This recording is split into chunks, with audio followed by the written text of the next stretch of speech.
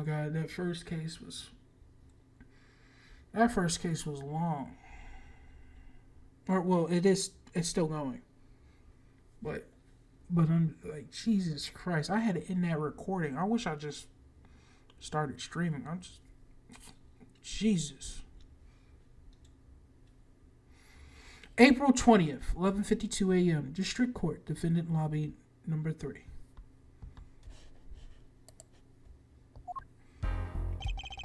That was quite unexpected, Mr. Wright.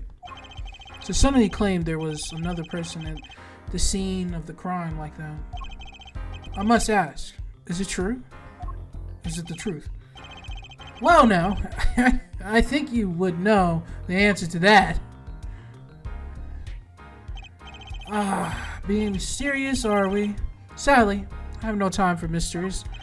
I only ask that you leave the defending to your defense in the future. Otherwise, I cannot guarantee the outcome.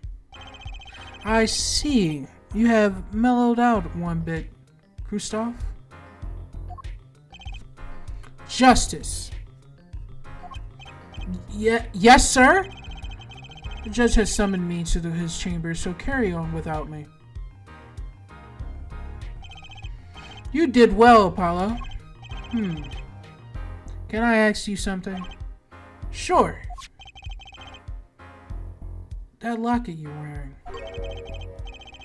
Is that really yours, Mr. Wright? You're wondering about my victim-despairing locket.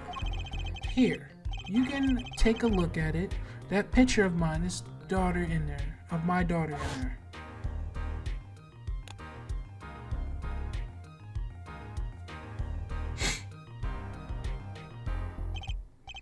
I'm just surprised to hear you had a daughter. Most people are. Perhaps you'll meet her one of these days. One more question. The one who cheated that night, was it you? What do you think? Huh? You know what happened 7 years ago, what I did. It's not unreasonable for you to think I might cheat. I never honest, but it is odd that he managed to undefeated for 7 whole years. Want to know something? There's only one game where you can be dealt bad cards all night and still win. Poker. You see, poker is all about reading your opponent. And that way, it's a lot like court cases. Poker is like a trial or law. Figure out what your opponent is thinking, and you win. Well, yeah, but harder than it sounds. I think not. Try as they might to conceal it, everyone reveals their true thoughts in the end. Their body language can become a valuable source of information. You're kidding! That witness, for instance, Miss Orley. She would touch the back of her neck during certain parts of her testimony. Did you not notice? Did you notice? No. Come on. Who noticed that? Words, habits, switches is all information for the reading. That's the secret to winning, Apollo. Someone taught me, and now I'm passing the secret on to you. But I'm not worthy. I mean, there's no way I'll pick up on these signals. No, you can do it. Huh? You just don't know it yet. What is he talking about? But you will soon. Almost forgot. One more thing. About this case, you should know I haven't told the truth to anyone yet. What? I knew it! I have my reasons, of course. All shall be revealed. And Apollo, I need you to be there defending me. I need your power. My, power? I had no idea my cords of steel were that special. It's time. The real trial begins now. Do your best. To be continued. To be continued. To be continued.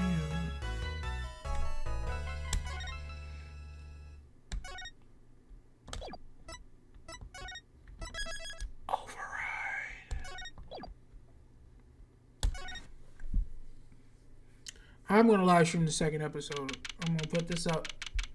I'm gonna break it down. But maybe I don't break it down. I'll just add it all together. I don't know, man. It's a lot. It's a lot. April 20th, 12:14 p.m. District Court, courtroom number 2.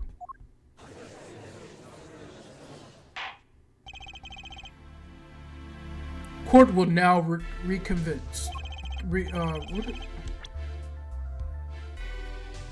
Reconvene. Has our witness, Miss Ogla Orley, recovered? Yes, Your Honor. Well, she regained consciousness. Perhaps we can hear her version of the events again.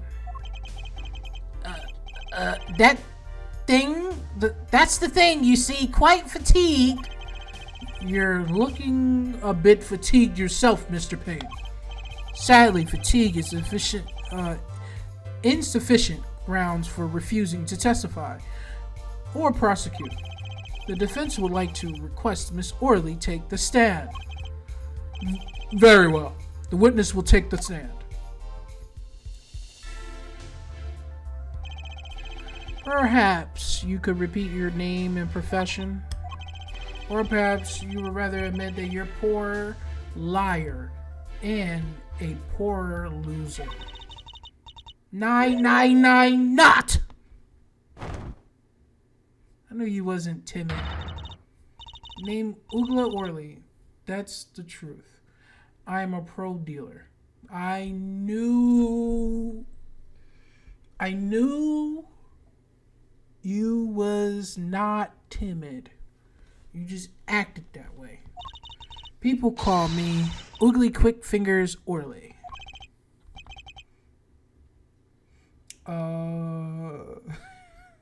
That's a funny nickname. Oh, really? Want to know something else? I'm not really Russian, obviously. And my last name sounds like really. You know what? That whole nickname you gave me sums up your character.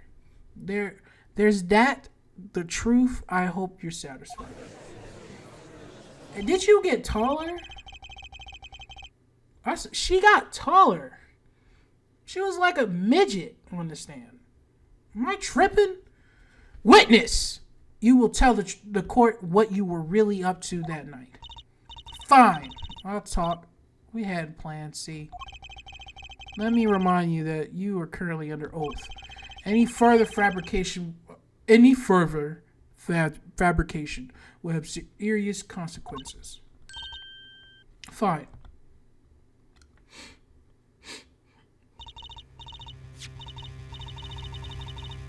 Like I said, I'm a pro. That guy Smith hired me to do what I do best.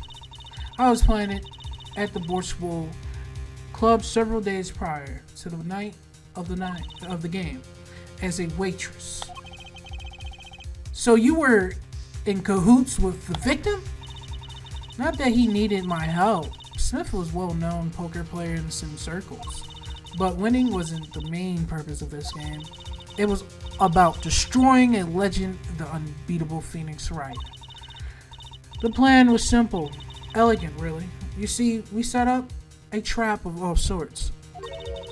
I was to plant a card in Wright's pocket beforehand, and then deal 5 aces during one of their games. When their hands were revealed, Smith would call him out and search Wright. He would then pull out the trap. The trap would snap shut. And playing a card and then the trap would just snap shut. Okay. You swapped the cards! Exposed as a cheater and losing on top of it. It would have made a great double play. Just like that, the legend would be dashed to pieces. Indeed. Indeed. No, come on. Let me say it again. Indeed. Getting caught red-handed at cheating would cast doubt on all prior wins. A 7-year legend destroyed by one little card. That was the plan. So what happened? Oh, really? How droll. But it appears you made quite the mistake. A mistake? I agree, the trap was elegant. Yet, what happened to the planted card? Hey, that's right. He's lucky I give him that. You have to slip free from a trap laid by Oogla. Quick fingers. Oh, really? Oh, really? The witness will be much cuter if she dispensed with evil mastermind Stitch. Cute? Who wants to be cute? I'm not cute. I'm bad. You hear me? Bad. I don't know what that's supposed to mean. When you're through being bad, perhaps you could just testify to the court. Tell us about the trap and how it was sprung.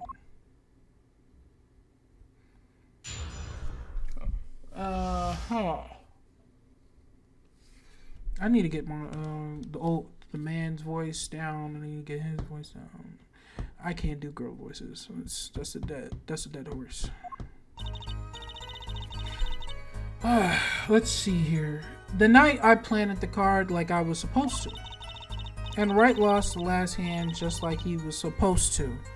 Then Smith searched him, but the planted card was gone, and the trap failed. The next moment, Wright picked up a bottle and swung it. It wasn't me who hit Smith. It was no good cheating defendant. Okay, how was he cheating? You guys were cheating first. A surprisingly frank testimony that still leaves us mostly in the dark. The trap was perfect, I tell you. Perfect. If that rotten cheater had messed it up. Look, who's talking? The testimony for what it's worth is all yours, Mr. Justice. With witness like her, who needs criminals? And with defendants like Mr. Wright, who needs prosecutors?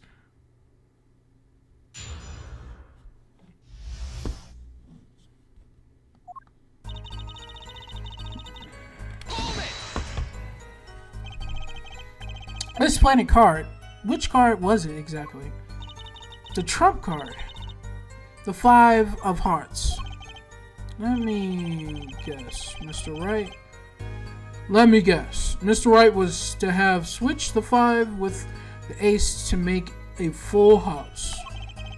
At least that's what you were going to accuse him of doing, thereby ruining his legend. I slid into Wright's pocket.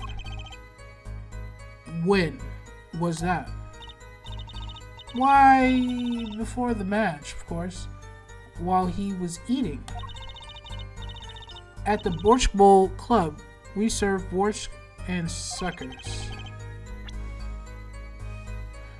Remind me never to go there. Of course, the card was to make it grand debut during the game. Like a good borscht, a good plot must be cooked up early and allowed to thicken.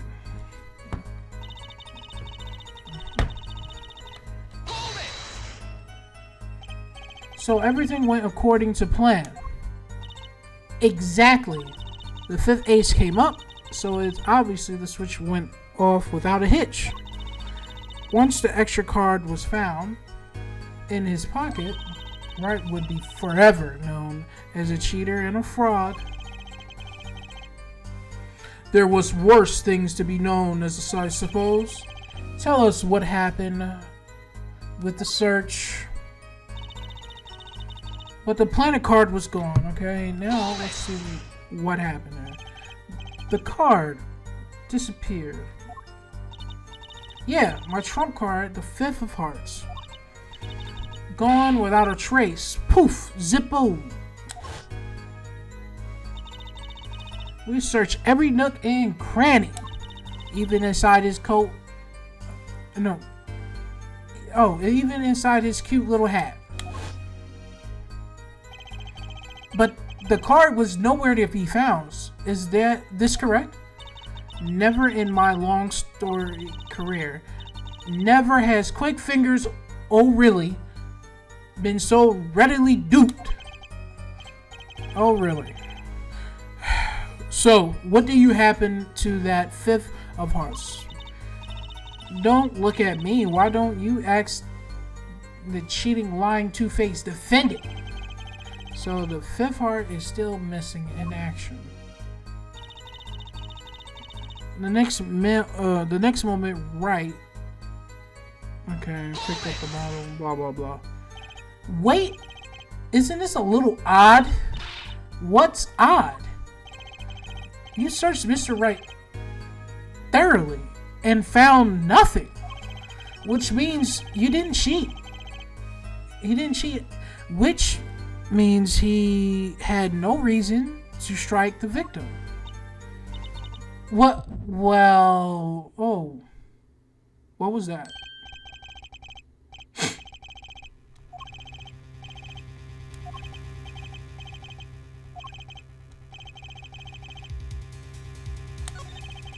Miss, oh really? You're hiding something. What are you talking about? Me? Quick finger, something? The defense will refrain from baseless accusations. I have one question for the witness, then. You say you saw the moment the defendant hit the victim. Is this true? Of course it's true. I did see it, honest. I saw it when Right left him. I saw it when Right hit him with my own eyes. I saw it. What's this weird vibe I'm getting? That witness, for instance, Mr. O'Reilly. She would touch the back of her neck during certain parts of her testimony. Do you notice? Touching your neck, was it? You're lying!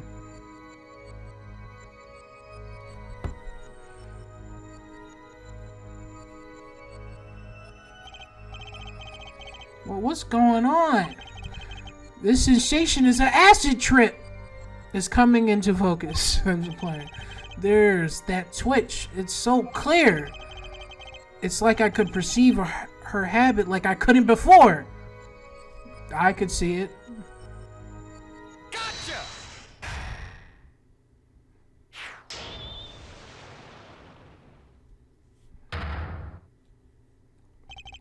Miss O'Reilly, perhaps you're unaware of this yourself.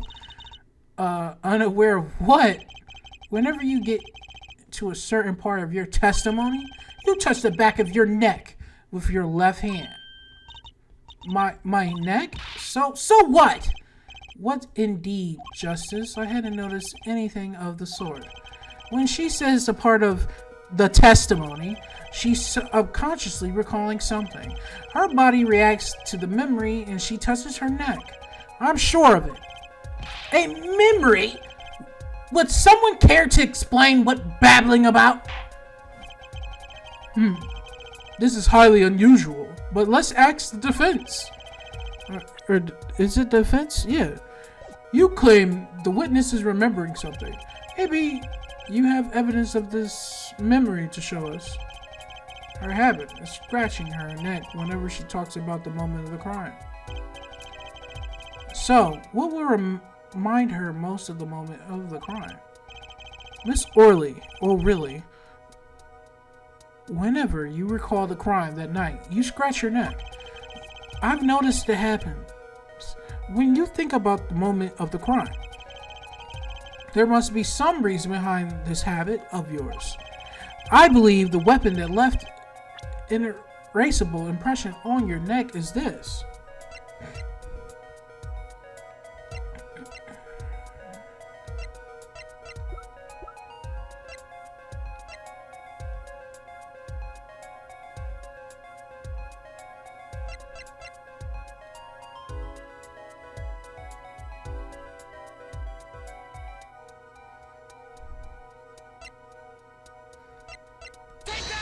I guess. Whenever she talks about the moment of the crime, she touches her neck. And what reminds us more of that moment than this bottle, the murder weapon. But something doesn't fit. If you were only the witness to the crime, why would that make you touch your neck like you're in pain? What are you talking about now? It was Mr. Smith, the victim, who was hit. Not you!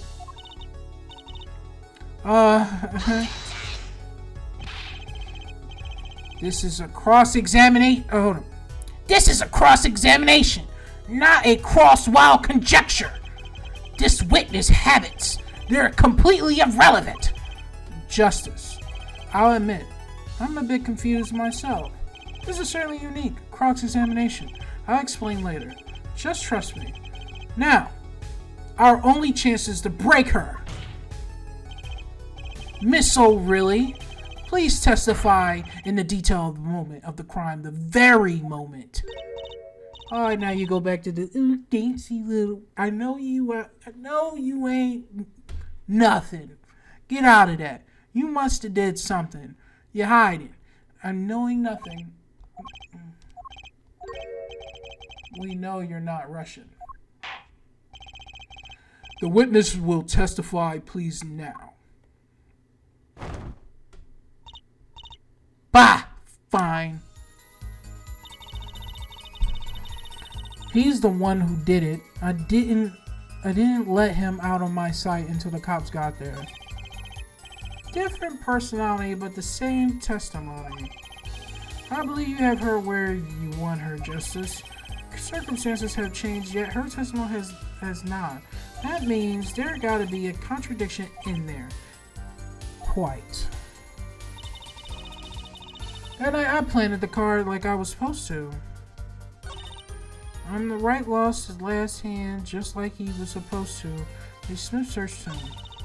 But the planted card was gone. The trap failed.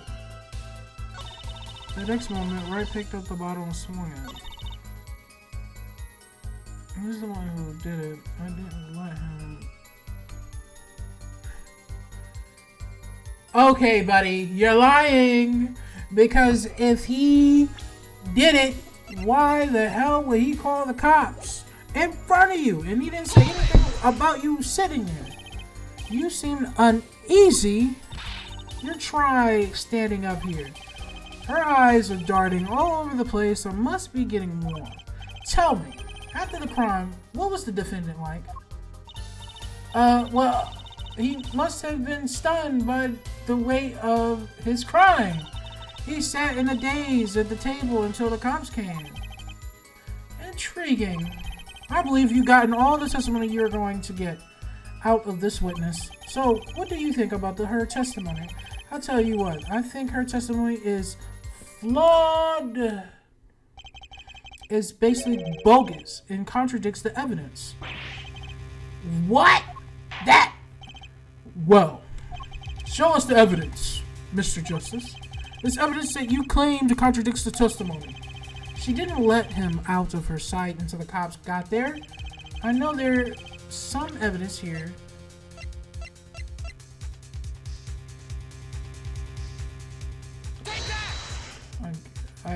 Did I get it wrong? Miss O'Reilly, I was going to say Orlay, but O'Reilly, we have a record here that clearly contradicts what you just said. It states that the police were altered by the report from the defendant. Oh, not altered. Why am my eyes is fucked up. I'm sorry. At least we're alerted by the report from the defendant. And we know that the defendant left the room to climb the stairs and made the phone call from the first floor of the Orsk Bowl Club. So, explain how you kept your eyes on the defendant when he left the room entirely.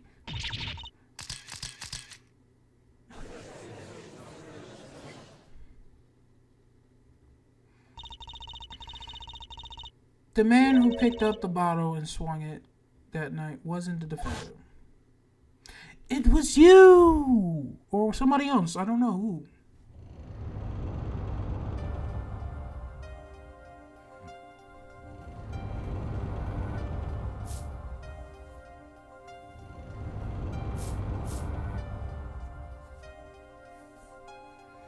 Showdown time.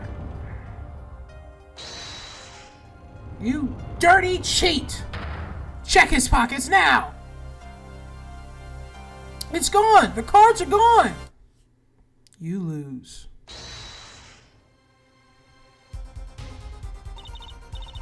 Justin Smith grabbed the bottle from the next to right, and he hit me. You some master of cheating, you. Damn it. Eek! When I came to, the victim was already dead. Is that it? That's why I couldn't reveal who I really was. Hold on, I need to see that. So master of cheating, you turned it out to be. That's why I couldn't reveal who I really was, okay? If it came out that I was in league with the Smith, I'll be on suspect for sure. Okay? Well, whoa. Where does this leave us? Madness! This is madness! I'm dreaming! It must have been me who was hit with the bottle and not imagining all of this. It appears our prosecution is at his wit's end, and frankly, I don't blame him, or I can't blame him.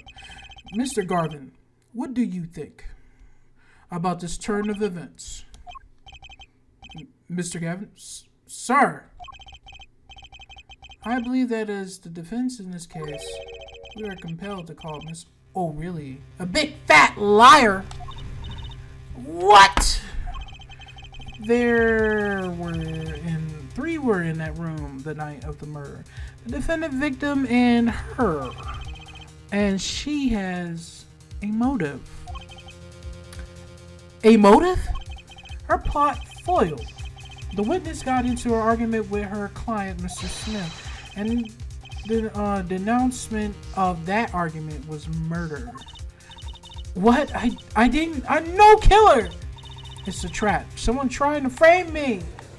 Who? You?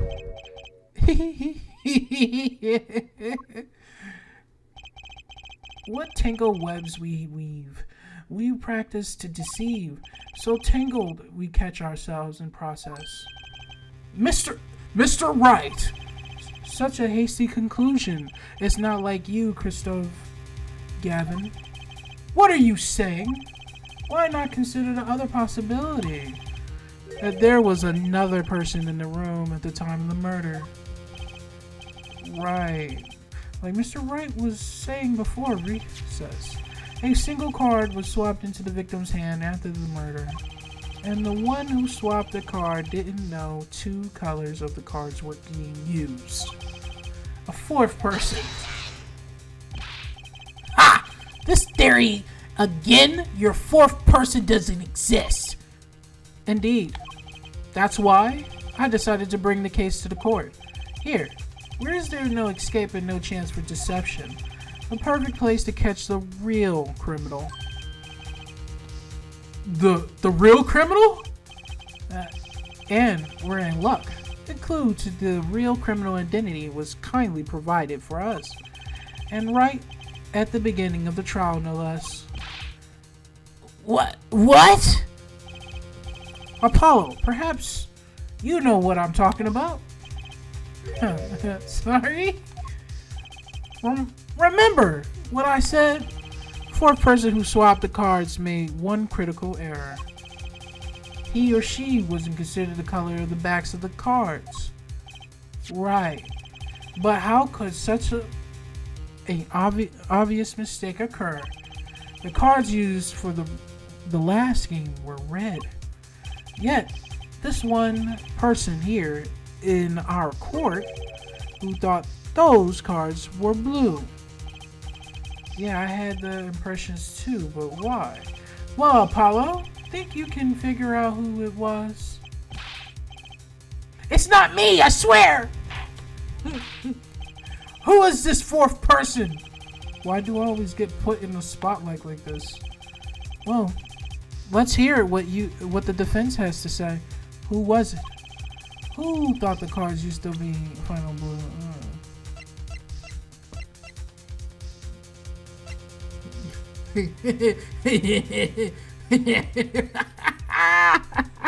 That's crazy. That would be crazy. It would be crazy. I would do that for laughing again, because you know it can't be him. As I expected, your eyes and ears are as sharp as your hair. I was right. Christopher Gavin, you were the fourth person that night. But of course, Mr. Gavin knows the color of the cards. How would he? As you can see, the photo of the crime scene is black and white. You can't tell which of the cards are blue, the ones on the floor or the table. But look! You can see the color of this photo. Yes, but when he said the cards were blue, it was well before this evidence came to light. It is true that the defendant was engaged in a game of poker with the victim, and it was only that a game in the purest sense of a competition, Your Honor. A competition? Yes, a test of wits and silent clash of passions. Only the cards, their backs were wreathed in blue flame. No, it's finally an outcome.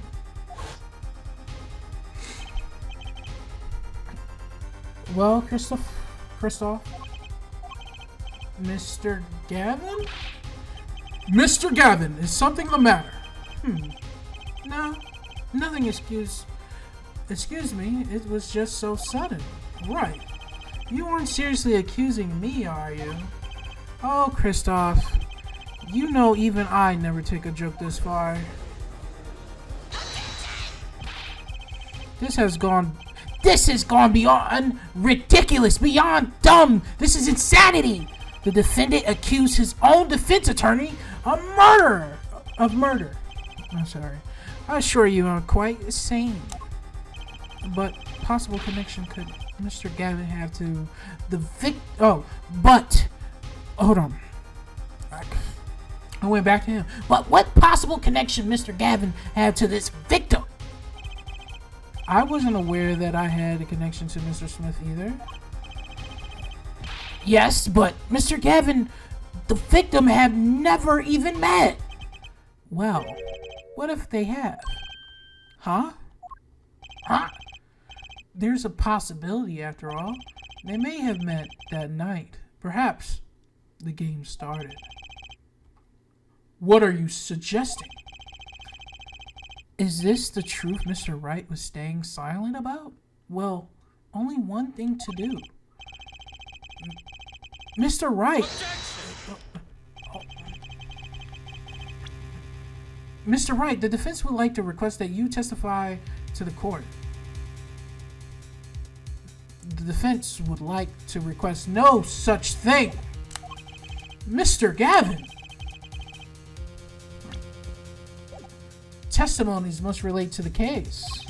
How could anything happen before that game of poker be related?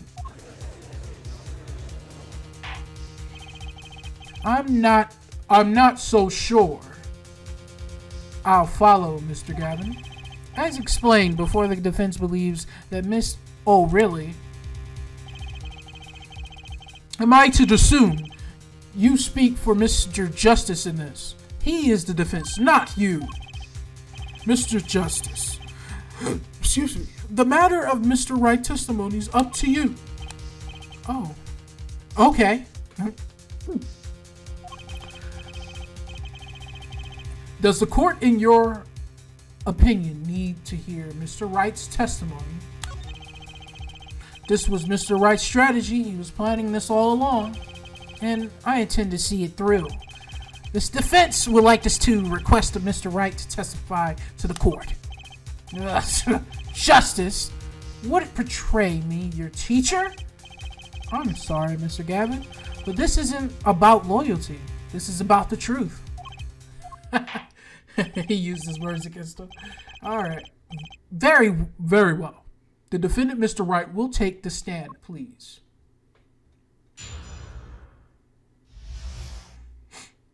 Appetite before murder. Appetite before murder.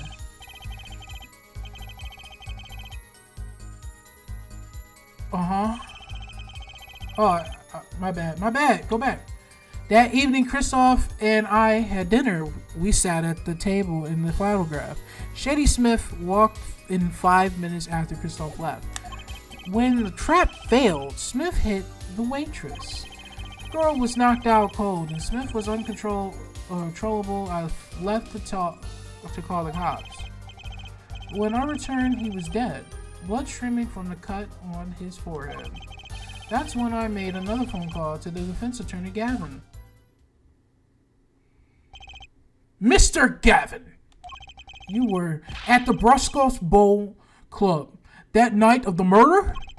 I dined with him rather frequently. And he talked to the defendant on the phone directly after the murder? Quite against my will, I had become involved in murder. I thought I might be in need of a lawyer, so I called him. You were planning this all along, weren't you, Wright? Just because you wanted to drag me into your little murder trial. The only thing I want is the truth, as I did back then and now. I thought my office was doing you a favor when you took on your defense. It appears that I was wrong.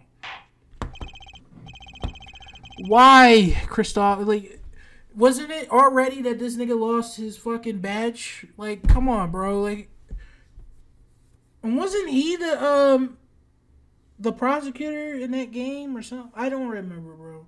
All I know is that I was mad when he lost his badge. I was mad. And when I heard that Apollo and this was coming out on like PC and PlayStation and stuff, I was like, I had to get it because I wasn't gonna go back and try to buy the DS games and all that. I'm sorry. My DS and 3DS aren't working all that properly, so this was the best thing that they did for me. I really wanted to play these games though. I saw some of the games on Google Play, but I wasn't sure if they worked well or not. But they weren't cheap, and I wanted all of them. So we're here. Sorry for the cut into my rambles. Sorry. Very well. The defense may cross-examine the witness. Justice, sir, he's lying, and you're going to expose him. Understood, sir. Mr. Gavin versus Mr. Wright. This can't end well. Why can't I have a normal trial? You never do.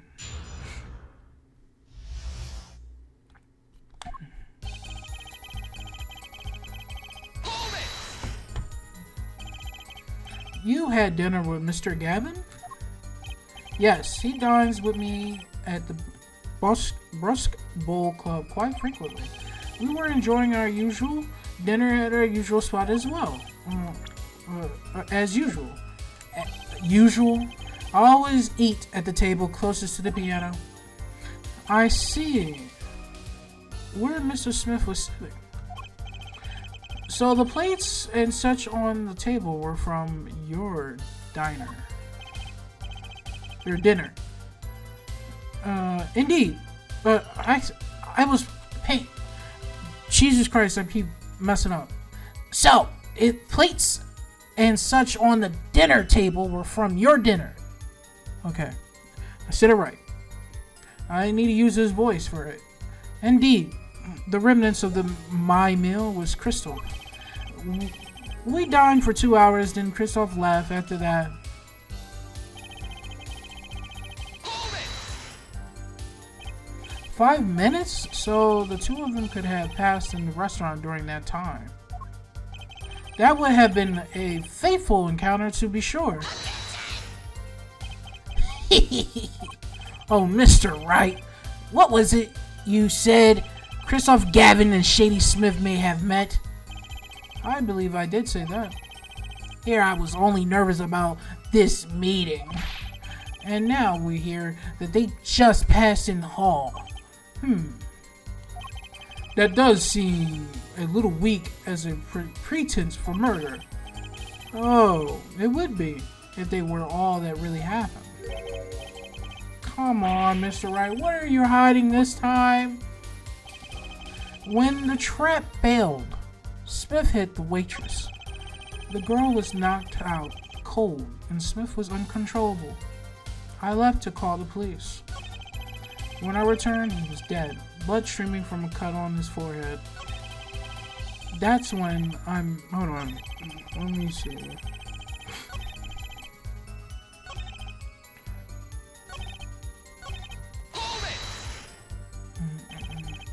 About this failed trap. This is the same trap that Miss O'Reilly mentioned. The plan was simple, elegant, really. You see, we set up a trap of all sorts, and I was playing a card in Wright's pocket beforehand, and then to deal 5 aces during one of their games. When their hands were revealed, Smith would call him out and search Wright. He would then pull out the planted card and trap would snap shut. You swap the cards. Just like that, the legend would be dashed to pieces. Yes, a harmless prank in essence. It was by quirk of fate that happened to discover it. A quirk? A quirk? I happened to put my hand in my pocket and found a card. The card she planted. Yes, I snuck a peek at it and found it was a 5 of hearts. I had a feeling if something might happen, so I disposed of the card before the game. Dispose? Where? There was an empty bottle of grape juice. Hold on.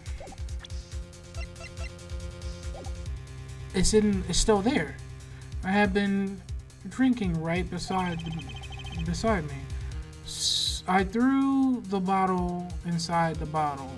I threw the card inside the bottle. Okay. Hold on, but it's not. It's not here.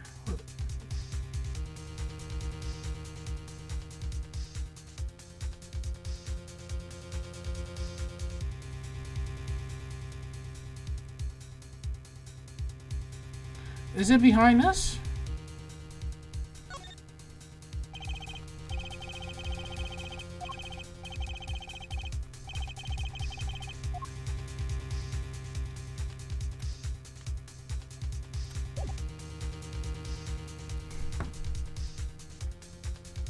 Okay.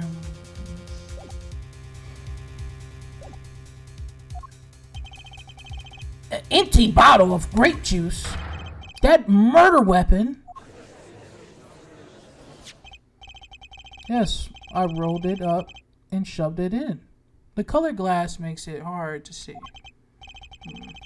A battle of wits between the deceiver and the would-be deceived.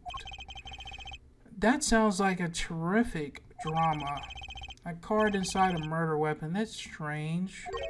Did the police miss it in their investigation? Maybe I will take a look. Mr. Wright, the Pokerhead Court, number 3, approves of the battle of wits. Please revise your testimony with this new information. Alright, I'm gonna be back to that. You made a call to the police from the first floor of the restaurant, correct? Exactly. Cell phone don't get a signal in the hideout. Was anyone else on the first floor at that time? Not a soul. It was the middle of the night, after all. So there is no darkened restaurant. I called the cops. After making the call, I returned to the hideout. It didn't seem right to leave the injured waitress alone.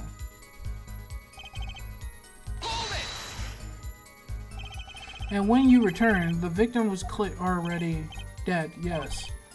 I'll admit, I was a little startled when I walked in. A little? He was bleeding from his forehead, after all. I guess I'll be startled too if I walked in on a scene like that. That's when I made another phone call to defense attorney Gavin.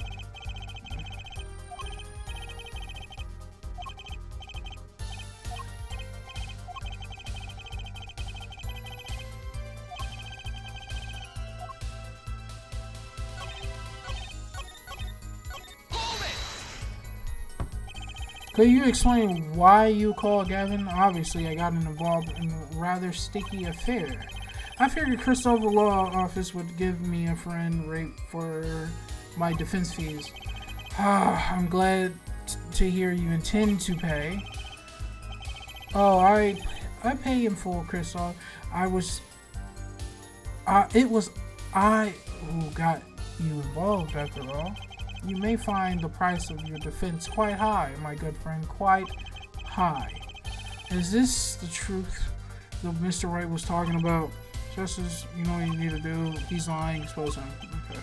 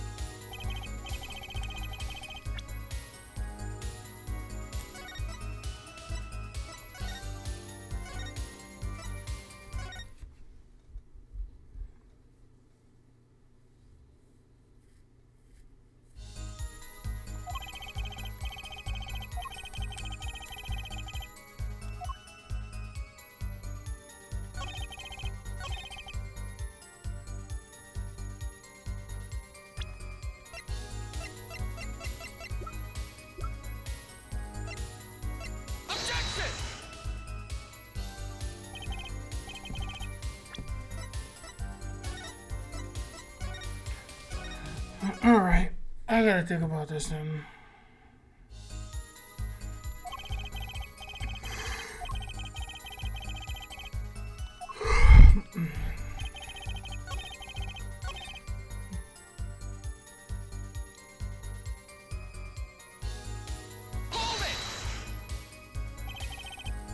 Why in a bottle?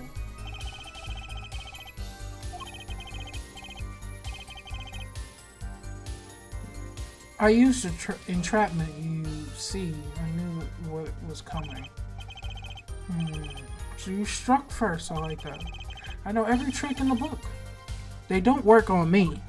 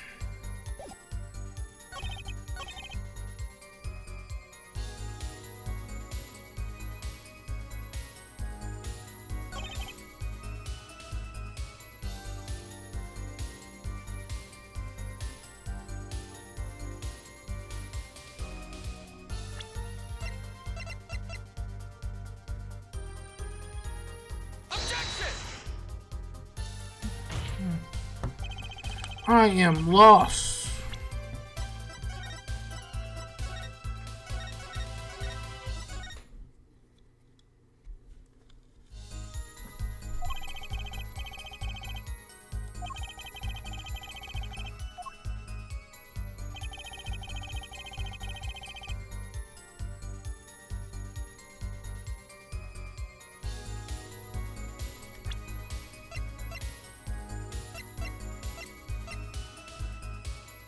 Objection!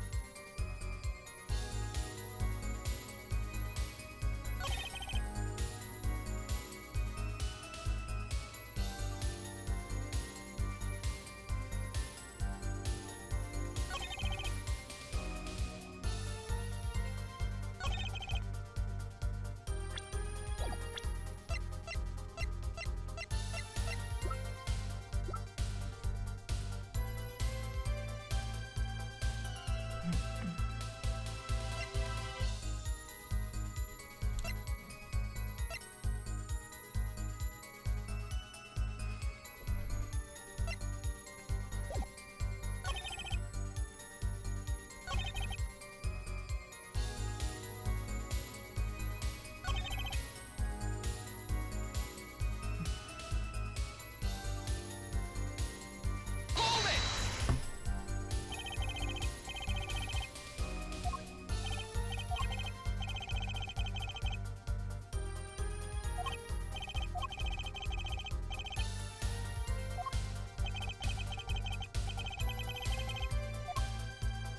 I'm thinking, I don't know.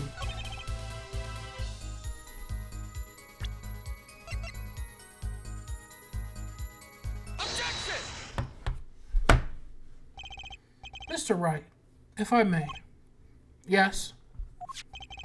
Take a look at this photograph of your crime scene. See the victim here? He wearing a hat. I wouldn't think you could see blood on his forehead. Good point. Justice, next time you point out an inconsistency, put a little more oomph into it. Mr. Wright, can you explain this to the court? Oh, I forgot to mention something. I was the one who put that hat on his head. You? You put that hat on the dead man's head? He wore it through our entire poker game, and after calling the police, when I returned to the scene, his head was in full view, shining bright, just like in the photograph. I picked his hat up off the floor and put it on his head. Why you do a thing like that? All I can say is I'm sorry, but that's how only thing I touched in the crime scene. So Miss O really didn't see it. It's being the victim or his head. I think not. She was out cold. I believe I was the only one who witnessed his head. Ah, here we go again, Mr. Gavin. Pardon. It just seems that our client determined to lie his way through this case. Hey, is he still our client, isn't he? In any case, please continue cross-examination. Or, hold up, that was him? Oh, that was the judge. In any case, continue the cross-examination. I'm afraid this a decisive contradiction called for decisive evidence.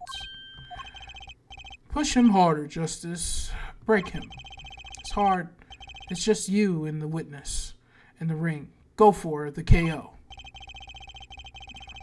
Why do I get the feeling we're not on our client's side anymore?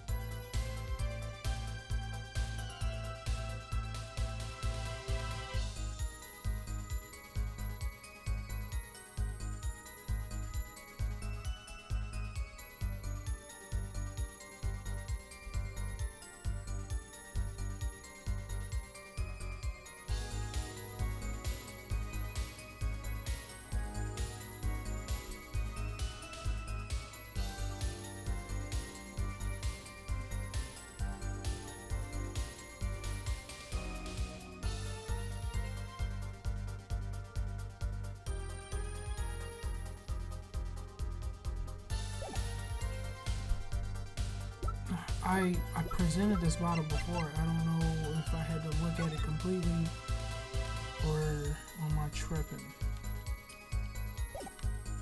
Objection! I had to look at it completely. Oh, that's so stupid, bro. Mr. Wright, if I may? Yes? I examined the bottle and I don't see any card in there. No. What? What, Mr. Wright? Surely isn't all you have to say for yourself? I can't say that I know what happened to the card. I did put it in the bottle, however. Huh? Perhaps the fifth person came and took it out. Oh, and the sixth person could have helped. Mr. Gavin, Mr. Wright is your client. My apologies, Your Honor. I won't have you disparaging our investigation either. We looked inside that bottle. Nothing was in there. It was nothing. There was nothing. So, what's going on? Is Mr. Wright hoodwinking us again? Or did the card just disappear? I believe that's enough of that. Mr. Gavin? This witness testimony is more likely travesty. It's riddled with lies. I'm beginning to see how you came to lose your attorney badge 7 years ago. Whoa, you certainly have a unique way of treating your client, Christoph. I never knew. I believe it was you who threw the first stone. Mr. Wright, if you intend to ever tell the truth about this case, it's now or never. Don't be misled. I haven't told a single lie here. When I noticed the trap, I put it in the card. Put the card in the bottle and disposed of it. And when I put that hat on the victim's head, let's just say I had a reason for doing that as well. A reason. That reason is right here. Your cell phone? That night, I recall I spoke with the defense attorney Gavin after calling the police, just in case I recorded our conversation. What's this? Now that we're all here, I see no reason why I shouldn't play it back for the court. Christopher seemed to be in a bit of trouble. Was this a game not going well? Something like that. That gentleman who challenged you, he turned out to be good? He turned out to be dead. Someone hit him hard. You mean someone cracked a flawless bone chin pad? It wasn't you, was it? Me, please. The cops should be here any minute. I'm in your hands, should it come to that. Bone china plate. A kind porcelain, very smooth and shiny, and not plate, but a pate. I believe he was referring to a certain gentleman balding beforehand. The court has appreciated the defendant's discretion and not indicating my forehead.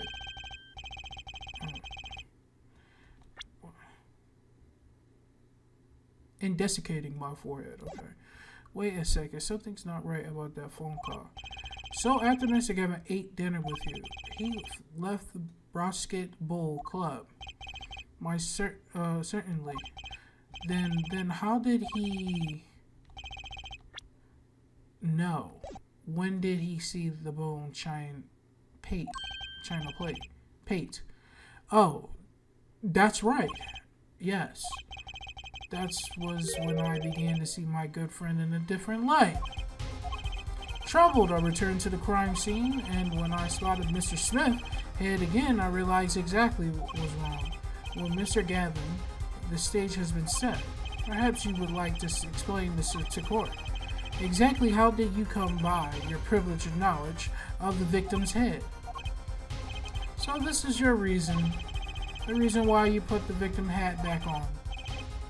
Your point, Mr. Gavin? It comes down to this. has it, Mr. Wright? Order! I will have order, Mr. Bryan. Yes, Your Honor. I believe this court has been left with no other choice. Are you prepared to hear the defense attorney Gavin's testimony? Yeah, well, as the prosecutor, Very well. I will break for 10 minutes, after which Mr. Gavin will take stand for the cross-examination. Are we clear on that? Crystal clear, Your Honor. Very well. This will be the final recess for the day. April 20th, 2:32 p.m. District Court, Defendant number 3. Apollo. Mr. Gavin and Mr. Wright are both judge's chamber. Who would have thought today turned out like this? May I? Huh. What? Hello, sir. Please pick a card. But what's all this about? Ah, this one card. Excellent. I have a message for you. The last hand is about to be played. You need a trump card to make it. A trump card. The card you have chosen is a magical. Use it wisely, and the game is yours. That's all. An ace. Where do I remember that card from? Mr. Smith's hands had 3 aces, and Mr. Wright 2. It is 5 aces in hand. It's true, I've seen it. The 5th ace. There was cheating, I swear to you. Missing 5th ace. Wait, the bulge of red. Is this blood? You have your trump card. Now, it's up to you to cut the deck and draw the card. My father's fate is in your hands, so I know you can do it. This bloodstained card is my trump card for finding the truth. I fell deep into thought as my mind raced to understand what this all meant. That girl, I seen her recently, but where? That's when I made the connection. It was the locket. She had a different outfit, though. Blood ace added to the court records. Fabricated evidence. That's how they would think of it if this actually was a court. April 20th, 2:45 p.m. District Court, courtroom number 2. Court will now reconvene.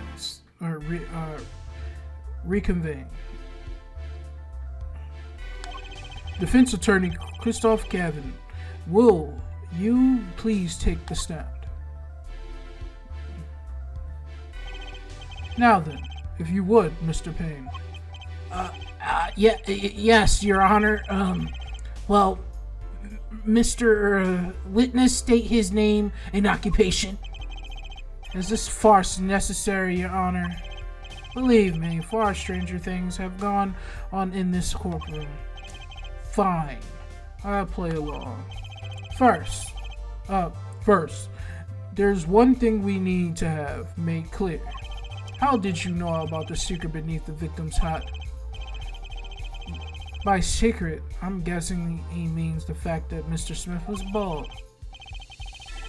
Forgive me my curiosity, but what is about the fellow's head, Your Honor, seems to have an inordinate interest in it. Objection!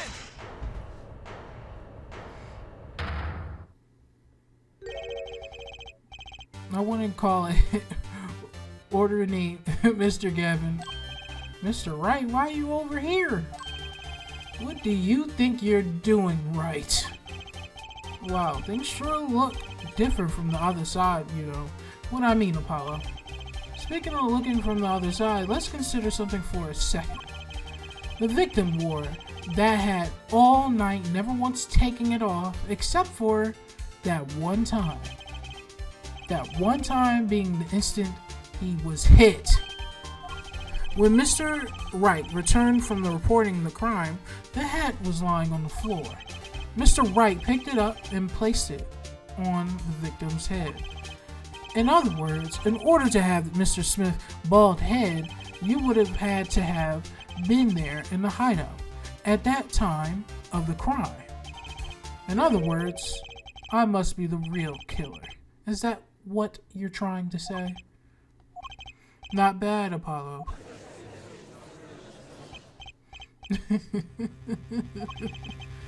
Mr. Gavin, I'm afraid that I haven't been entirely honest with the court. What? Oh, I assure you, I had noblest intentions. I did it all to protect my client, Mr. Wright. Yet, I'm afraid in the current situation I don't see little reason to hide anything. Very well, allow me to tell you the truth of what happened that night. Finally, you may begin your testimony. Tell us, how were you involved in the events of the fateful night?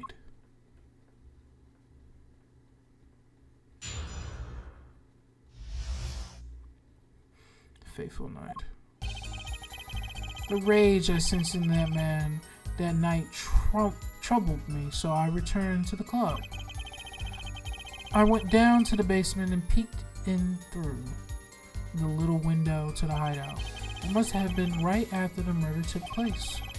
The victim was dead as he appears in the photo, a bald-headed unconscious girl and a Wright holding a bottle in his hand. I sensed that was not the best place for me to be at the time, and so I left. That's when the call came from Wright.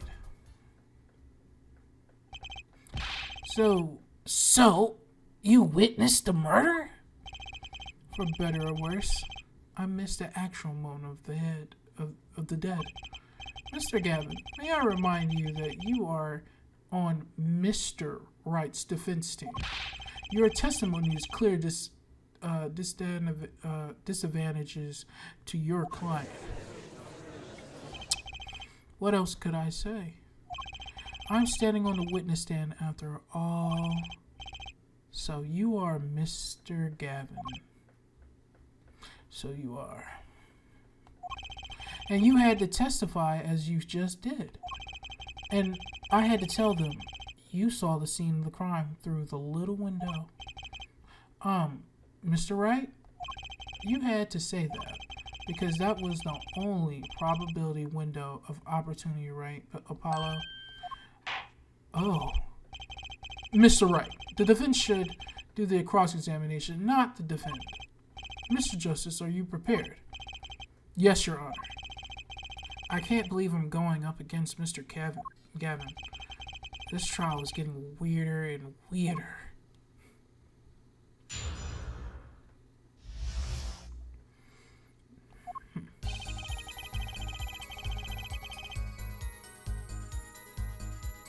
He wasn't angry, though. Hold it! That man, and you mean Mr. Smith. He was different from the other customers, or shall we say. I knew he was a serious poker player, but it was more than that. So, then you knew the true nature of the client's job? Of course. I also knew he wasn't engaging in gambling, which would be illegal. Well, it makes sense that, they were friends after all. Worried for my friend, I returned to the club. You see, I fear this Mr. Smith might be someone coming to settle a old score. I see. What happened then? Hold it! The little window. You mean the one that used to keep watch up the stairs? Yes, a relic of the ancient past. The black marketers used it, I believe. Why did you go through the trouble of peeking in through the window? Wouldn't it have been easier just to open the door and go into the room? I didn't want to upset Wright, you see. Upset Mr. Wright? Yes, what if my fears had been unfounded? I'd be walking in on their match bad form, to say the least. So far, everything he's saying makes sense.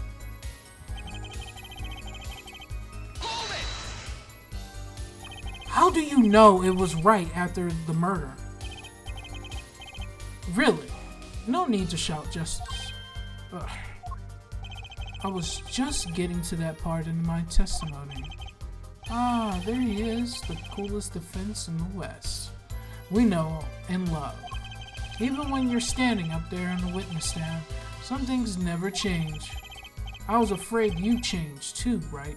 But you haven't. You and that overbearing personality of yours. With friends like these, who needs enemies? The victim was dead. By the photo, you mean the second photograph of the crime scene? Precisely. You see, he wasn't wearing his hat then. I saw his head when he was dead. And then Mr. Wright came along and replaced his hat. Can you describe the scene of the crime for us?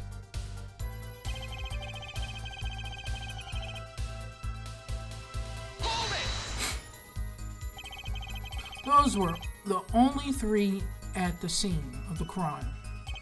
Yes, as far as I saw, at least. Then we're back where we started.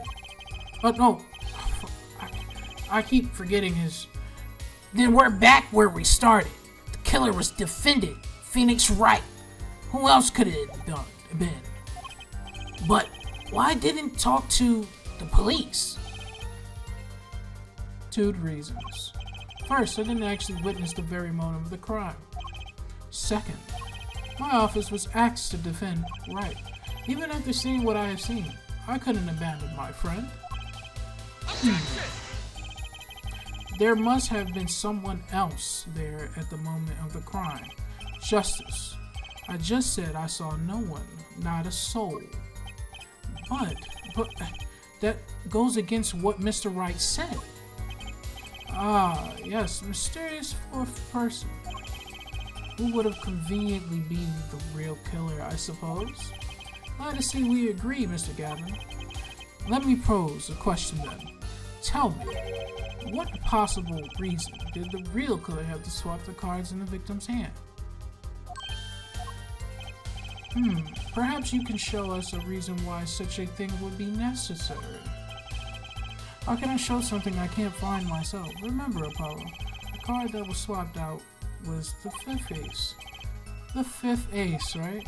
Well, Mr. Justice, the question of why the killer would swap out the card, can you point the reason? The defense would like to present evidence to the court. It's now or never. Evidence showing the reason why the card was swapped out. And go ahead at the point out your reason, Mr. Justice. Why did the killer take the photo, 5th ace?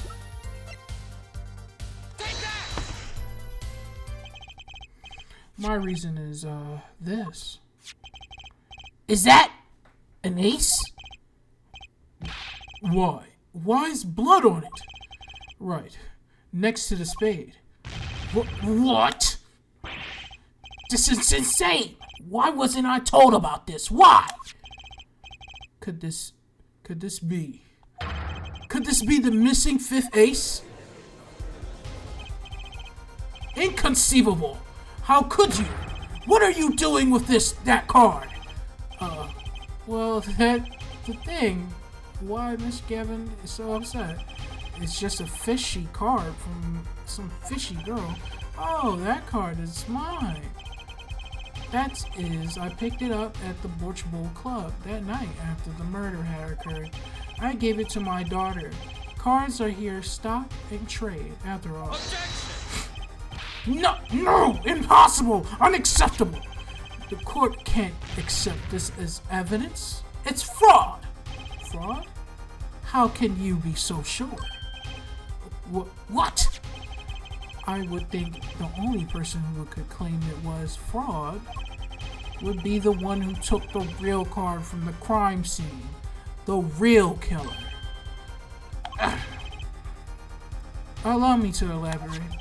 What if the trace of the blood was the reason for the killer to take the card from the scene of the crime? Where are you going with this? Take another look at the photo and at the victim's head.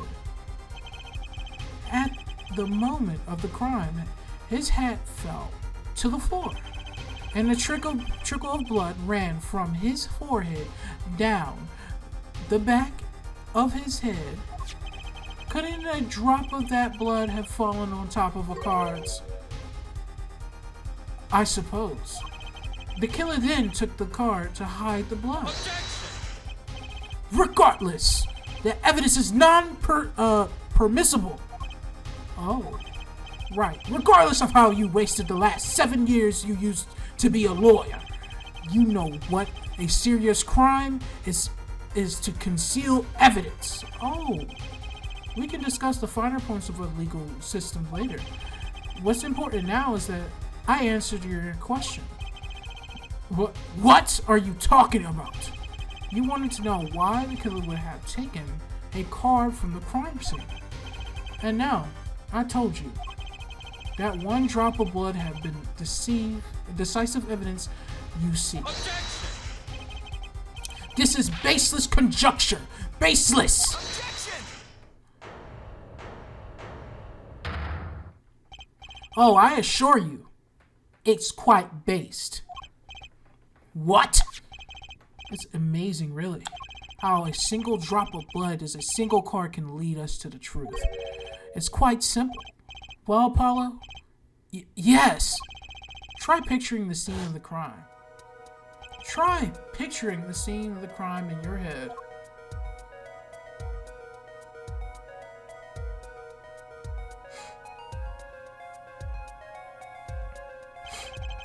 The murder took place in the hideout. The body of the luckless victim was found at the poker table. And before the killer swapped the card out, there was a single card without a drop of blood on it.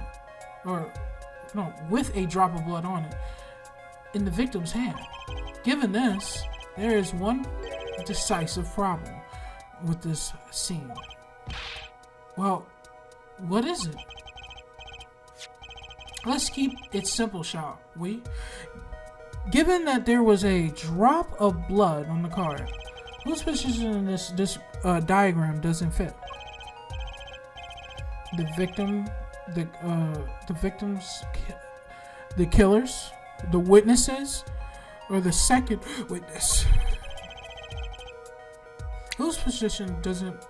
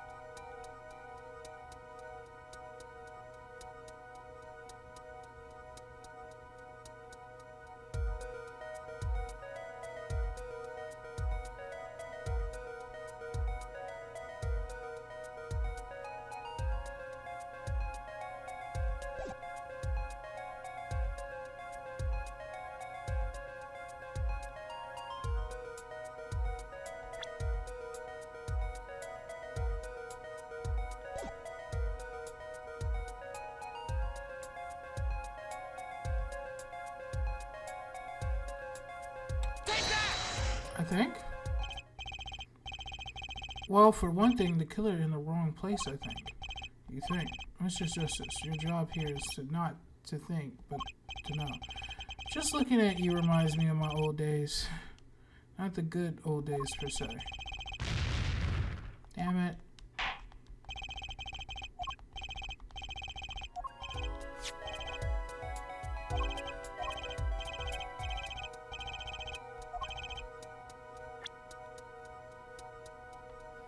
The victim?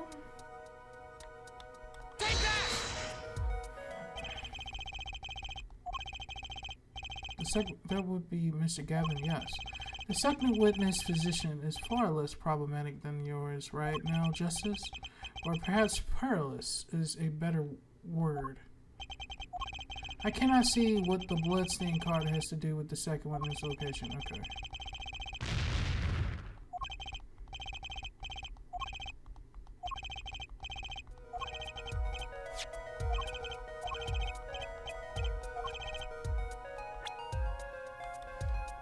I can't pause, so I can't go back. Well, isn't the victim position that's the problem? I don't follow your logic.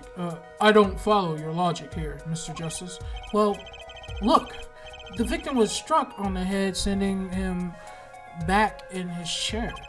You think any blood would fall behind the body, not onto the table in front of it.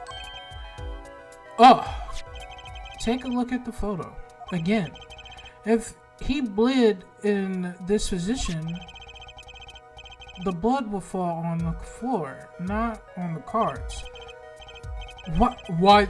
That's right. So, what does this mean? Incidentally, we are sitting in the swivel chairs. Swivel chairs, huh? Oh, man. Apollo, try turning the chair around.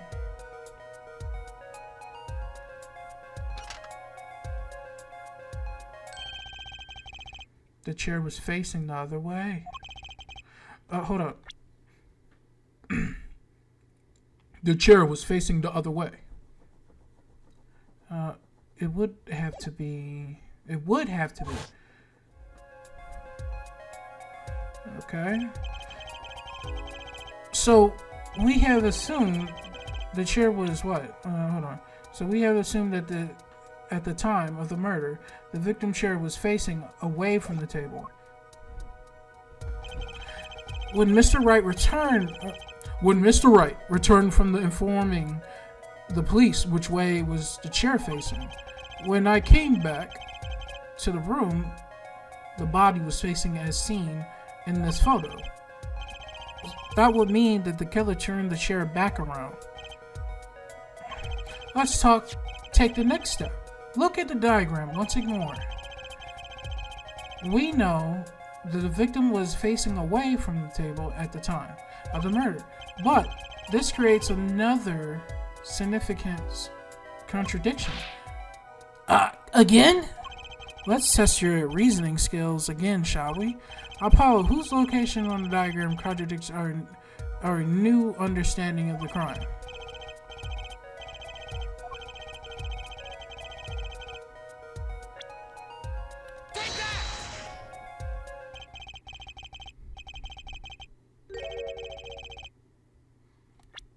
What doesn't make sense? What doesn't make sense is the second witness. You mean to say I don't make sense? No, of course you do, sir. As I thought, help.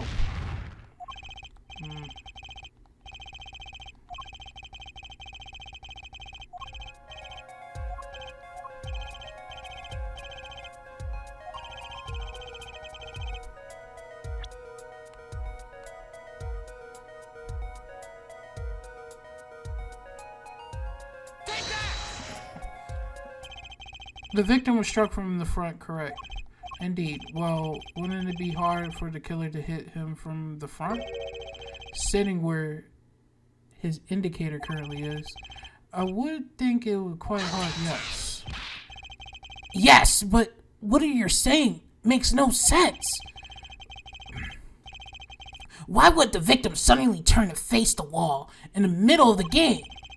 I believe sufficient reason will soon come to light. What? There's something in this diagram that makes far less sense, actually. Look at it again. At this, Apollo, if the victim was struck while he was sitting, as shown here, where would his assailant be standing?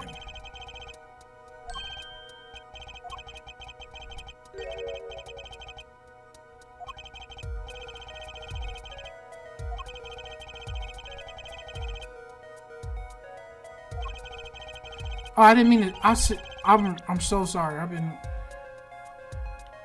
Okay, try making it on the what? But there's no room to put the mark where the killer should be. Don't worry. Let's think it through and see what we find. We know the victim was facing towards the wall at the time of the crime. That's the only thing we know for sure. Try to forget about everything else. Where would the killer have to be standing to strike our... right here? The killer had to be standing while here. You get the point for flares, but that's about all you get. I thought I was the only two something. Thought I was onto something. There's two. I hardly need to point out that standing there would be impossible. The victim is facing a solid cupboard. Or are you claiming the killer climbed through the cupboard and hit him from above? It's simple logic, really. If this was the only place the killer could have been standing, then that means that at the very moment of that crime... Wait, I know! At the moment of the crime, the cupboard wasn't there! What's this now? I mean, that's the only explanation, right, Mr. Gavin? Your Honor, I have a suggestion for the defense, which we should arrange to examine the cupboard and the hideout immediately. Bailiff, send the team to the crime scene immediately.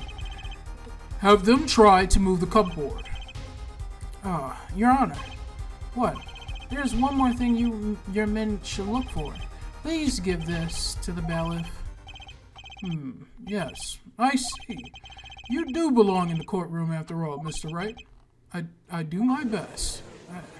I do my best. Let's go. But let's forge ahead.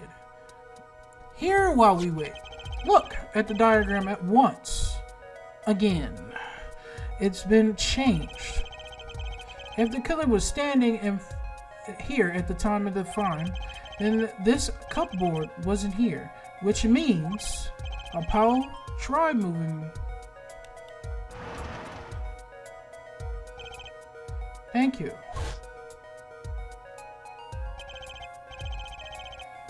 As you can see, the cupboard was the problem. At the time of the murder, it has to have been shown here. Now, everything is in place to reconstruct the moment of the crime. Oh my. What is this? What is it now? Look at the diagram crime scene once more. It appears we found yet another contradiction. What I believe to be the final contradiction in fact. Huh? Oh, dang. Notice something, Apollo? Our line of deduction is rapidly approaching its logical conclusion. Now then, Mr. Justice, please point to the new contradiction indicator. Is the victim the killer, the witness, the second witness? Which indicator? And this is the album. You are the problem. About the cupboard. Are we all okay with assuming it was moved? Sure, why not? Well, if it was, something really doesn't fit. The cupboard would completely cover the window to the stairs. That's right. Someone standing outside wouldn't be able to see in. Someone like Mr. Gavin. What? What did you say? Oh, is that coolest defense in the West losing his cool? Don't expect me to play along with your little game, right? It's only a game until someone gets killed, Mr. Gavin. And someone was, while the window to the room was blocked by the cupboard.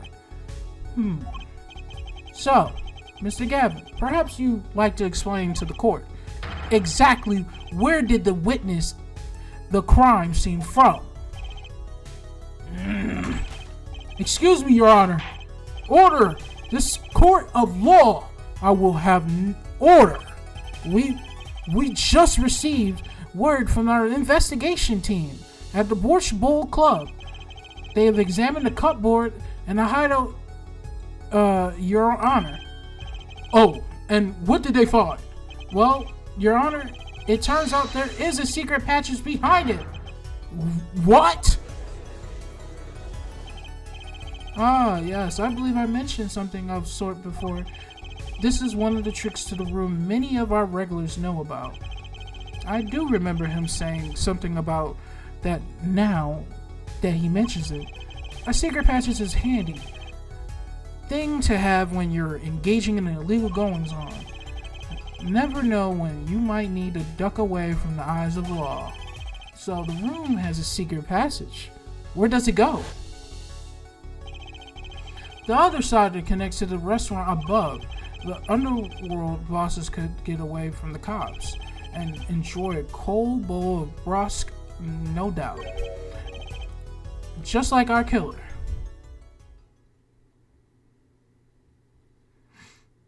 He looked like he's cooked, fried.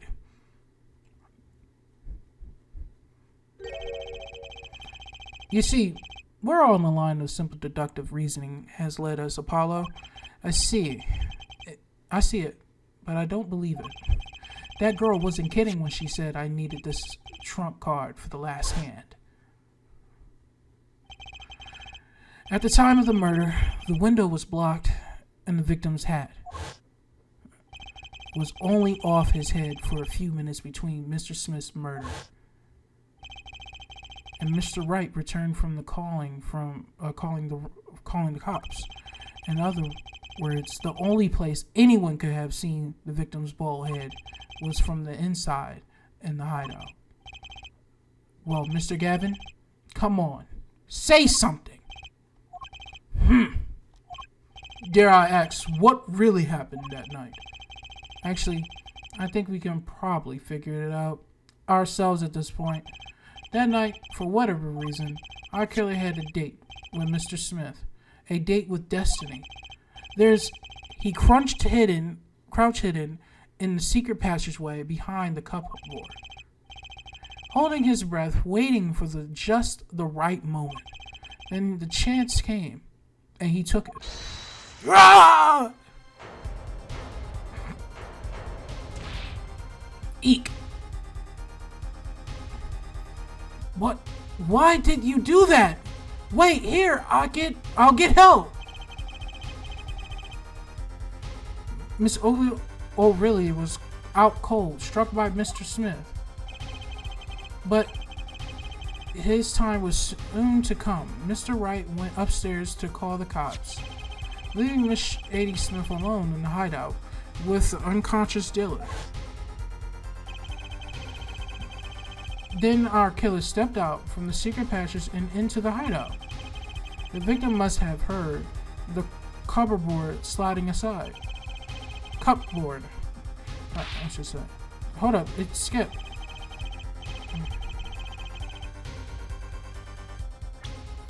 And he wheeled his chair around to look in. After the deed was done, the criminal must have seen the blood on the card. He would have, of course, realized the need to destroy the evidence. That single spot of blood told the whole story of the crime. Too bad for him he didn't linger any longer in the hideout that night.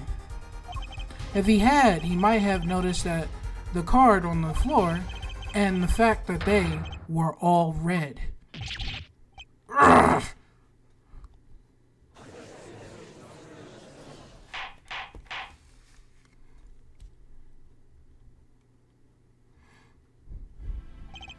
Well, it seems this trial is taking yet another turn. I'm truly sorry I had to see this day come, Mr. Gavin. Mr. Gavin!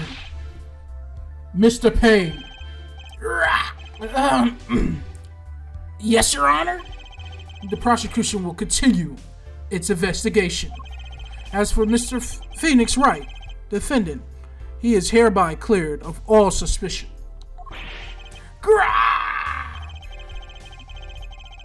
Believe me, when I say that I don't believe this is happening, Mr. Gavin, but I'm afraid circumstances call for me to issue a warrant for your arrest immediately. Objection! What you objecting for? Oh, no need to apologize. I rather enjoyed myself. It's not every day you get to witness a legendary attorney dirty tactics firsthand. Your point, Mr. Gavin. Frankly, Your Honor, I'm shocked that a person of your caliber would be taken by such a low-grade parlor trick. Excuse me? The defendant is clear of all suspicions. This is hardly the time for jokes, Your Honor. Mr. Wright hasn't proven anyone guilt or innocence here. What he has done is use illegal evidence to put the blame on someone else. And not just anyone else, but me, his own defense attorney. Illegal evidence. Let me ask you, Mr. Gavin, is there still any reason at present to suspect me of wrongdoing? Of course.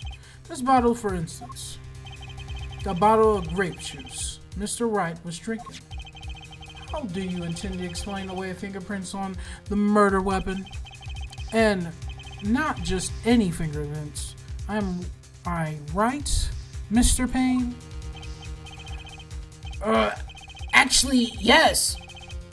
The fingerprints on the bottle were, upside down. I seem to recall this being an issue earlier. The court, in this case, demands explanation. I can think of only one reason why one would hold the bottle upside down. And that is to hit someone with the bottom of the bottle. Bottom of the bottle. Well, Your Honor? I see how the caught fish squirms to the last well, Apollo. Yes. Your boss seems awfully concerned about this bottle still, but I'm sure you can come up with a suitable explanation just like that. Yes, just like what? Why would anyone grab a bottle upside down other than to go? Don't let him trick you into thinking his explanation is the only legitimate one. Is there really another? Take another look at the court record. I believe you will find a simpler answer there in plain sight. How about you just say the answer in plain words? It would be a hasty to deliver a verdict with unanswered question indeed. Well, Mr. Justice, Mr. Gavin said that the court, in his case, demand explanation. Don't worry, justice won't leave until justice is done. Perhaps the defense will care to enlighten the court. What evidence do you have to explain why the fingerprints on the bottle are upside down?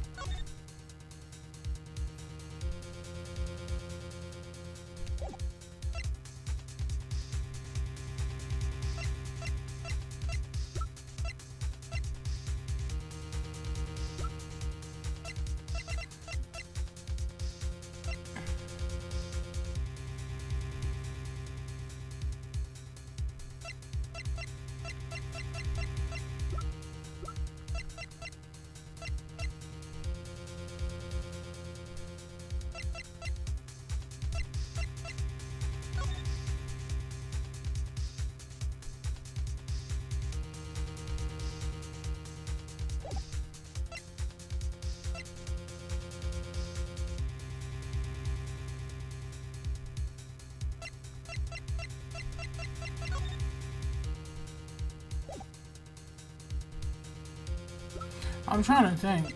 Mm-mm.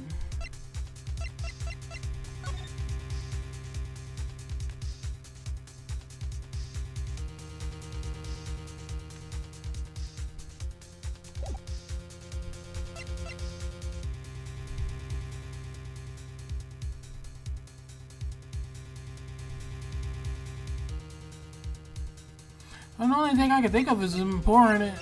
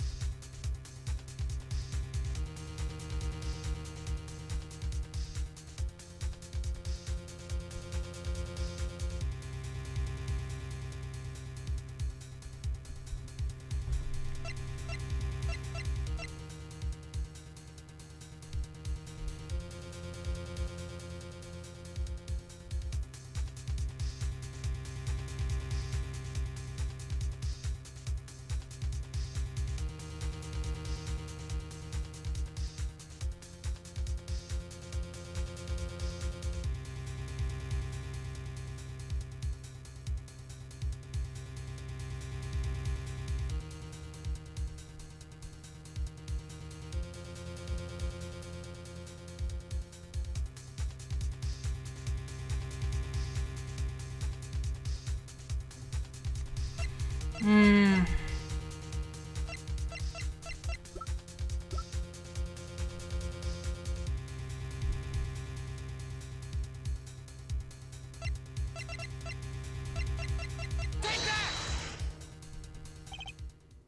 I'm thinking. The only thing I can think of.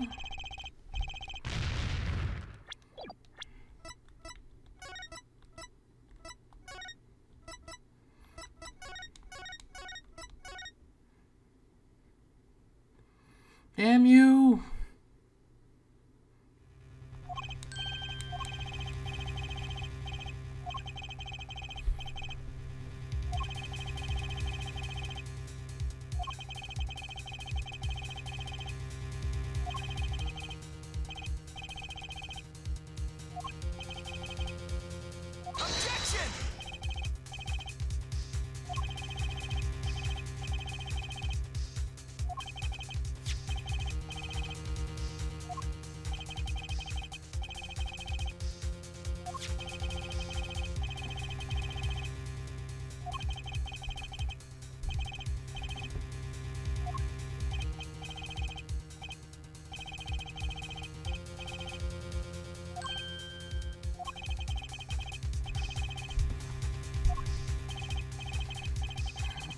Maybe I have an idea.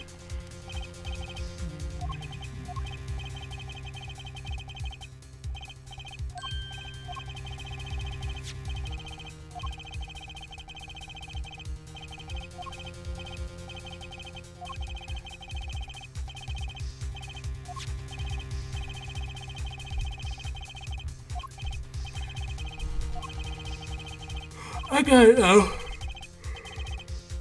I know what picture I'm gonna put, but I don't know if it's right. So this is my only and my last chance, I guess, before I get called out for putting out the wrong one.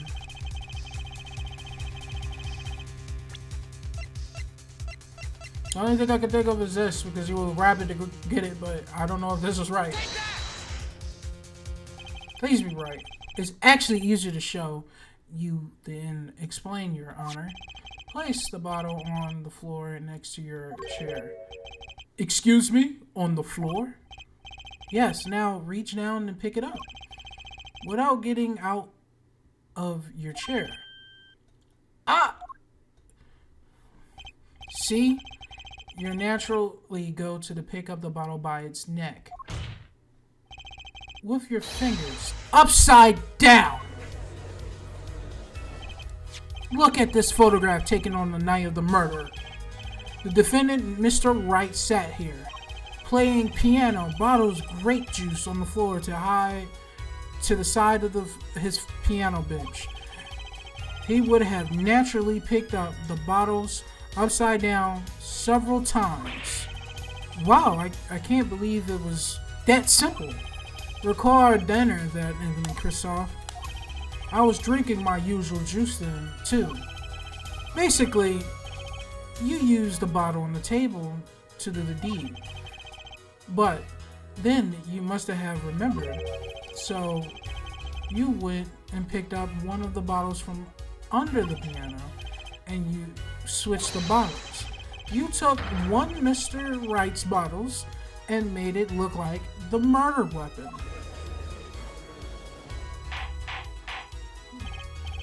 Order, order, order.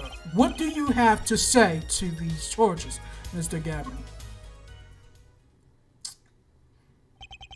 Fascinating. So this is the legendary attorney famed tactic of misdirection.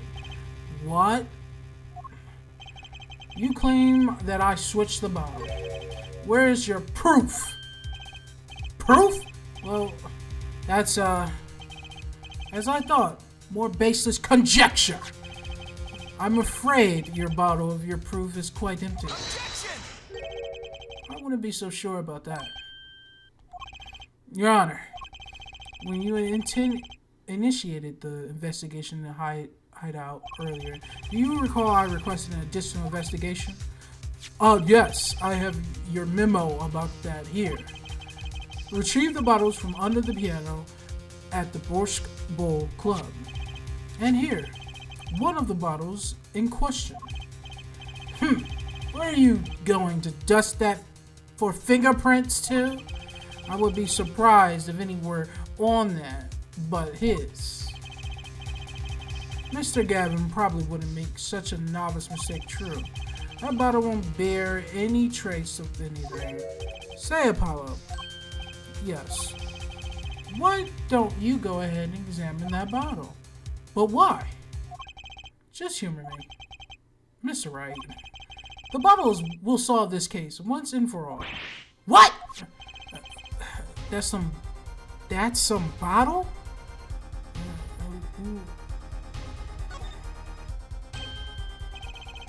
There's something inside the bottle.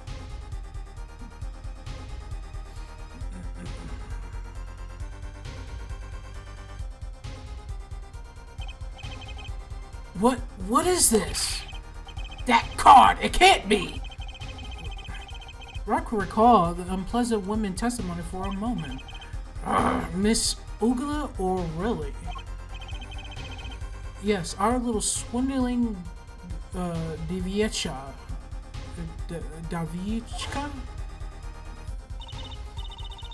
That night I planted the card like I was supposed to. And the right lost his last hand just like he was supposed to. Then Smith searched him. But the planted card was gone. The trap failed. Wait! This isn't... You're telling me that this is planted card you disposed of? The one you mentioned in this piece of testimony? I happened to put my hand in my pocket and found a card. Yes, I snuck and peeked at and found it was the 5 of hearts. I had a feeling that something might happen, so I disposed of the card before the game. Disposed? Where? There was an empty bottle of grape juice I had been drinking right beside me. I threw the card inside the bottle.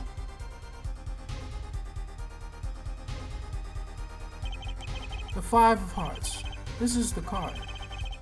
The bottles were swapped, and the only one who could have done that was the 4th person in the club that night. You, Mr. Christoph Gavin. Oh, cry. Please, cry me a river. Hurry!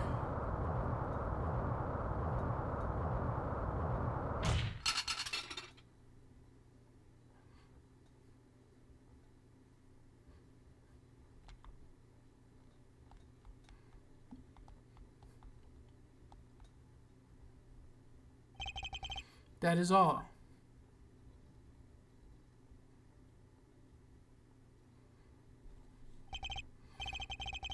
Is this your idea of revenge, Phoenix Wright? None of this was revenge, you idiotic barbarian buffoon.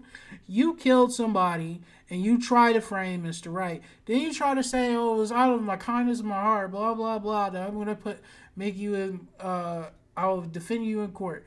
You knew this wasn't going to happen, all right. You knew this wasn't going to slide.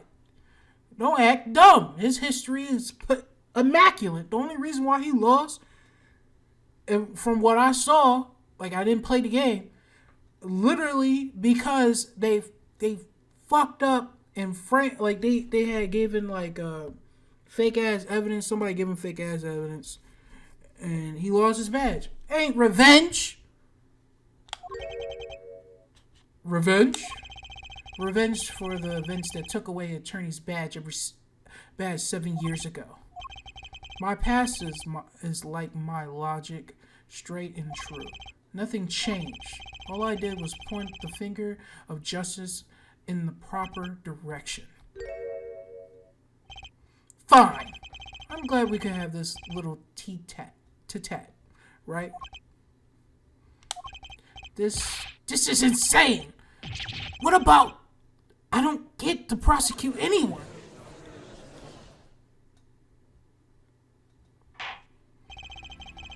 I believe this time we have finally come to an end of our trial. Mr. Ping, do you have the report for us on Christoph Gavin? He admitted everything. We're processing his arrest right now. Hold up. He said he admitted everything. We're processing his arrest now. Okay, I don't know why I gave him the judge voice. I see. Still, has to wonder why he would do such a thing. He didn't even have a connection to the victim, did he? None that we know of. Mr. Wright, have you anything to add? I'm afraid I can't shed any more light on that matter. About this victim, Mr. Shady Smith. His occupation was listed as traveler. An odd profession to be sure, and that's all we know about him. I'll arrange a follow-up investigation, Your Honor. Good. Mr. Wright? Yes? 7 years ago, 7 years, and you still haven't lost your touch. Christopher Gavin was a man with much significance. Significance for me. Hold on. What? Both as a friend and a lawyer. He was extremely talented, to be sure. I needed two things before I could confront him. The first was a place where no injustice would be tolerated in this courtroom. And the second was a man who would tolerate no injustice. In other words, a defense attorney, you, Apollo. Me? This is a dark time for our legal system. A twisting of justice brought by our very own initial trial system. We have to set it right. Mr. Wright, our work lies ahead of us. And our work, for one, I'm looking forward to it. Okay. Well, this seems like a good time to announce the verdict. This court finds the defendant, Mr. Phoenix Wright, again, not guilty.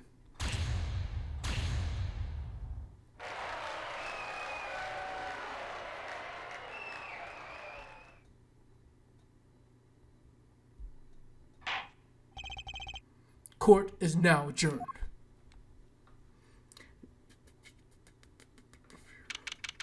That took me so long to do.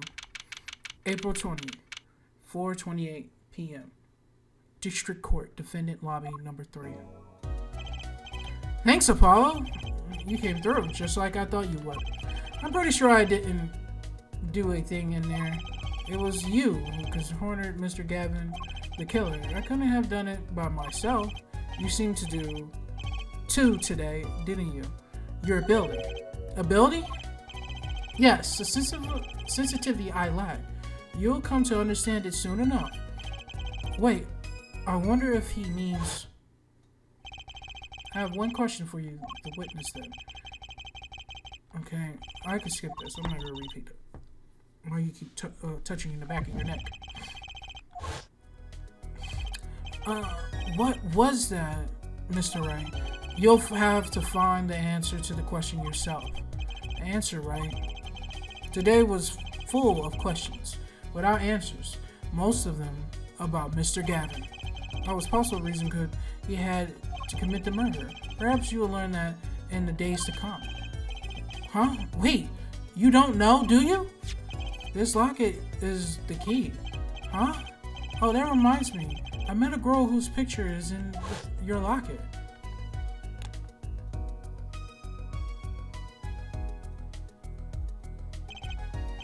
Your daughter, right?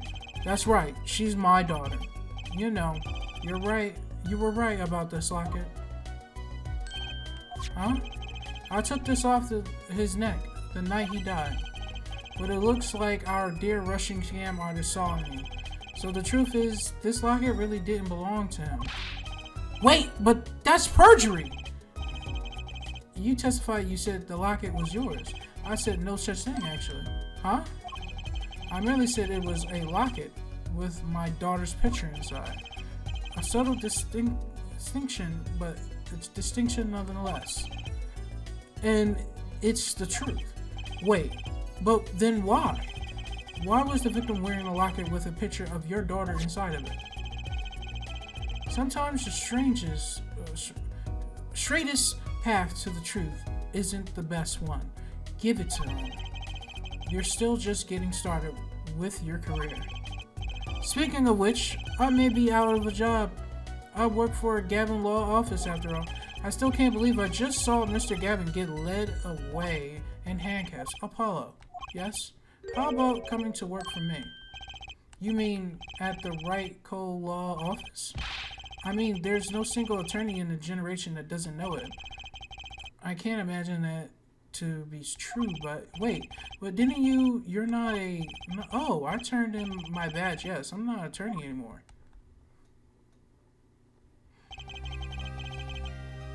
That incident 7 years ago, that legendary trial, and at the time of the middle of it all was one man, Phoenix Wright. The case reached a sad conclusion. He left law for good. He didn't leave law for good because he's coming back. All right. I can't wait to get to that game. All right. Can't wait. Have you ever thought about coming back to the courts? I'm not qualified to stand in the court of law, I'm afraid. Didn't you notice in today's trial there was a single piece of forged evidence? Forged evidence? What are you talking about?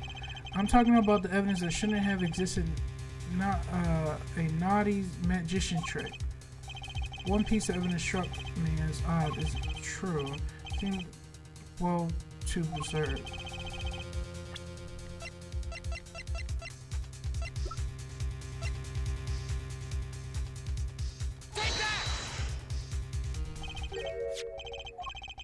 I got this from your daughter, Mr. Wright. Yes, that card couldn't have been found at the crime scene. Why? Because the killer took it with him when he left, leaving the wrong card in its place, luckily for us.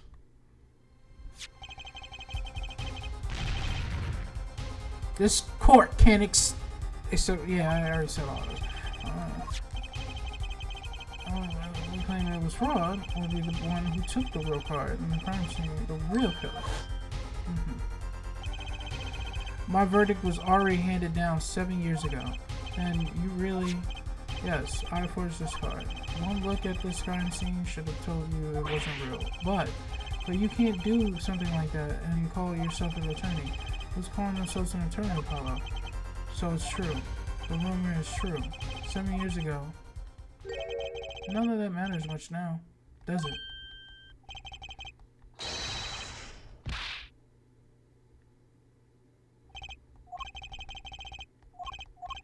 It's your story from here on out, Apollo. Perhaps I can help you turn the next page. My office address, drop in if you like. Mr. Wright. Oh, about your uppercut. Try yelling, take that next time. I find it packs a little more punch. And Apollo, thanks for today. I had a good time.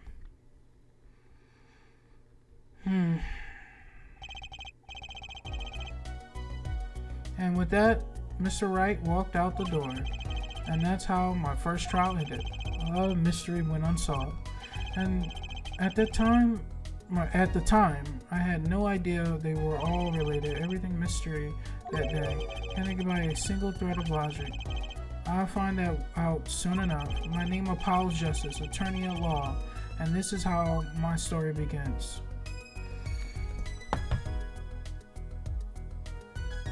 Man, that was long. And that was only one episode! No! I'm so mad it was only one episode, man. It was one episode. One.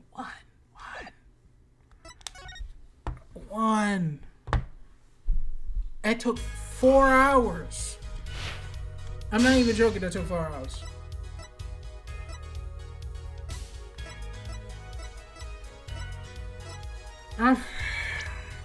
You don't know how bad I just want to play, just go back to Phoenix Wright. You don't understand.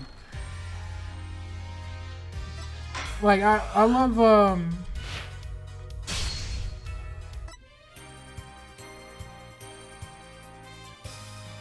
man, I just want to play that game so bad. You don't know how bad I want to play this game so bad. I'm just gonna have to wait. I want to finish Apollo Justice because this is like right after what happened to Phoenix, and I don't want to miss too much of the story. I've seen the story a long time ago. I know kind of what happened, but I want to get more context because I skimmed through it. Right? That's what I did. To be honest with you, I skimmed through, basically get to the most important part, why Phoenix Wright lost his badge. And that was it. That's the only thing I cared about. I don't know nothing about the trials. I don't know anything about how he particularly lose or anything like that. So all this is just gonna be new. I can't wait. Cannot wait. Thank you guys for watching. I'll see you guys next time. Peace out.